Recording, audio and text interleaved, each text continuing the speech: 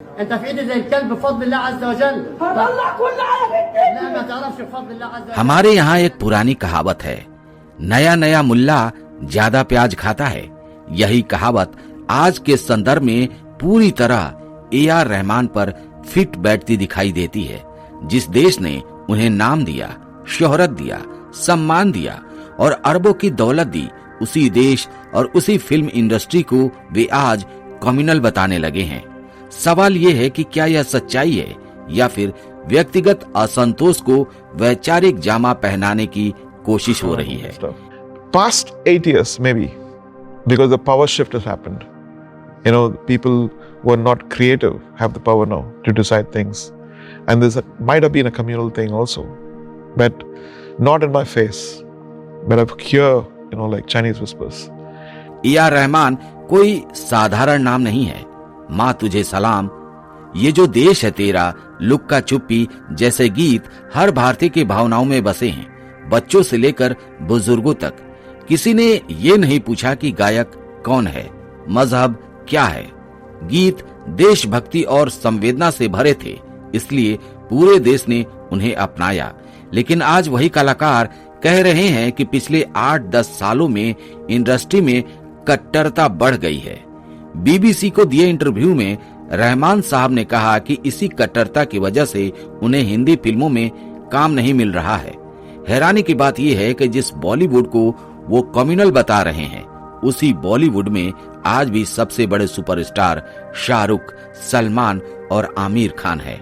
अगर इंडस्ट्री सच में मजहबी आधार पर काम करती तो यह सच्चाई कैसे कायम रहती। और सबसे बड़ा विरोधाभास ये है कि जिस दौर में रहमान को बॉलीवुड कम्युनल लग रहा है, उसी दौर में वे रामायण जैसी फिल्में संगीत दे रहे हैं और छावा जैसी फिल्मों का हिस्सा भी रहे हैं। अगर कोई फिल्म या इंडस्ट्री आपको वैचारिक रूप से गलत लगती है तो फिर उसमें काम करना और बाद में उसे कम्युनल कहना किस तरह की ईमानदारी है। असल समस्या शायद कुछ और है, जिसे हम कहेंगे मुगलिया सिंड्रोम। दशकों तक बॉलीवुड ने अकबर को महान बताया, मुगलों की कला, संगीत और स्थापत्य को महामंडित किया, जबकि चित्तौड़गढ़ जैसे नरसंहारों पर चुप्पी साध ली। लेकिन जब आज सिनेमा शिवाजी महाराज, तानाजी, छावा जैसे वीरों की कहानी लगने लगे तो कुछ लोगों को यह कम्युनल लगने लगता है। इतिहास का सच सामने आना, दबे हुए नायकों का सम्मान होना।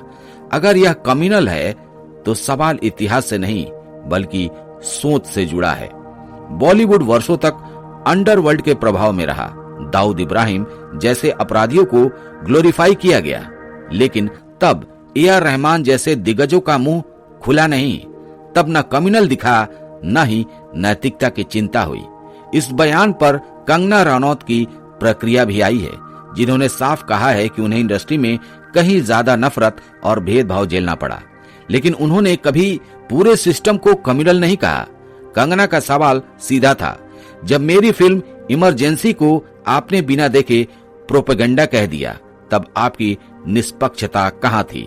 दरअसल आज प्रतिस्पर्धा बढ़ गई है। नए संगीतकार, नई सोच और नए बजट आ चुके हैं। हर निर्माता वही खरीदता है जो उसकी जरूरत और उसके जेब के हिसाब से हो। अगर किसी को काम मिल रहा है तो उसे सिस्टम की साजिश कह देना आसान है, लेकिन आत्म मंथन करना मुश्किल है। जब लोग सवाल पूछते हैं, सोशल मीडिया पर जवाब मांगते हैं, तो कुछ लोगों को लगता है कि देश कम्युनल हो गया है। सच्चाई ये है कि देश कम्युनल नहीं हुआ, देश सवाल पूछने लगा है। और जिन्हें कभी सवालों की आदत नहीं थी, उन्हें आज सच कड़वा लग रहा है। AR रहमान संगीत की दुनिया के एक ऐसे महान सितारे रहे हैं, इसमें कोई शक नहीं है। लेकिन एक छोटे से इंटरव्यू में दिए गए गैर जिम्मेदार बयान ने उनके कद को खुद ही उनकी नजर में छोटा कर दिया है। हमारे देश ने उन्हें जितना दिया, उसके बाद देश पर उंगली उठाने से पहले एक बार पीछे मुड़कर देखना जरूरी था, क्योंकि सच ये है कि देश बदला नहीं है, देश जाग गया है।